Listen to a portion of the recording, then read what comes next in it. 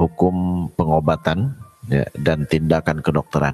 Karena sekarang lagi masa pandemi di mana banyak saudara kita, keluarga kita, ya bahkan di antara kita yang sakit, yang butuh pengobatan. Sakit sendiri adalah bagian daripada ujian Allah Subhanahu wa taala bagi orang mukmin. Tidak ada penyakit yang menimpa siapapun melainkan dengan kehendak Allah Subhanahu wa taala. Allah berfirman di dalam Al-Qur'an, katakan wahai Muhammad, tidak ada, sekali-kali tidak ada yang menimpa kita melainkan apa yang Allah takdirkan kepada kita, apa yang Allah sudah tuliskan kepada kita. Jadi penyakit apapun datang kepada seorang adalah takdir Allah Subhanahu wa taala, sudah dituliskan oleh Allah Subhanahu wa taala.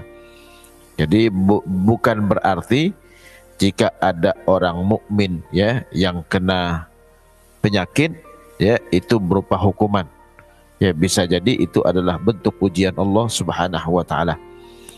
Makanya Nabi dalam hadis pernah mengatakan tidak ada penyakit yang menimpa seorang melainkan Allah ampuni dengannya dosa-dosanya.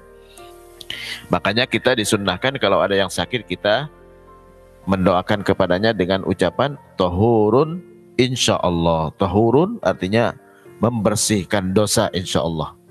Di samping kita mengucapkan kepadanya syafakallah, semoga Allah sembuhkan. Jadi penyakit datangnya dari Allah Subhanahu wa taala. Ya, tidak bisa ada yang bisa menghindar kalau Allah sudah takdirkan. Dalam Al-Qur'an Allah Subhanahu wa taala berfirman, katakan wahai Muhammad, andai kalian tetap di rumah kalian, maka orang yang ditakdirkan Allah kepada mereka kematian akan dijemput oleh kematian itu sendiri. Jadi nggak bisa kita menghindar. Ini ayat Allah turunkan kepada ya sebagian daripada kaum munafikin yang menghindari perang, nggak mau berjihad. Ya kata Allah, walau kalian nggak mau jihad, tetap di rumah, mati tetap mati kata Allah ya. Jadi itu terkait dengan penyakit. Di saat datang kepada kita penyakit, kita ditimpa penyakit, maka hukum berobat wajib.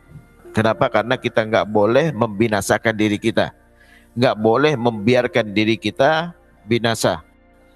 Allah Subhanahu wa taala berfirman di dalam, jangan bunuh diri kalian. Jadi kalau kita dalam kondisi sakit, kalau kita biarkan bisa ya menyebabkan diri kita celaka atau mati atau meninggal, maka wajib kita berobat. Menghindari penyakit juga hukumnya wajib, sama ya, menghindari penyakit apalagi penyakit tersebut berbahaya. Ya, makanya sekarang ada fatwa ya sholat dijarakin ya, pakai masker, jaga jarak gitu kan ya, tidak bersentuhan fisik, selalu cuci tangan gitu kan. Kenapa? Karena menghindari dari bahaya hukumnya wajib. Kalau kita ditimpa penyakit, boleh nggak kita berobat dengan obat yang diharamkan? Ya, dalam rangka menyelamatkan nyawa kita.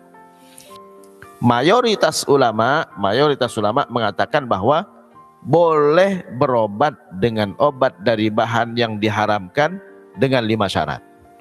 5 syarat terpenuhi maka boleh ya. Apa itu? Yang pertama, mengobati penyakit yang mematikan. Kalau mengobati penyakit yang nggak mematikan nggak boleh. Syarat yang kedua, tidak ada alternatif obat yang dihalalkan. Dari bahan yang halal nggak ada.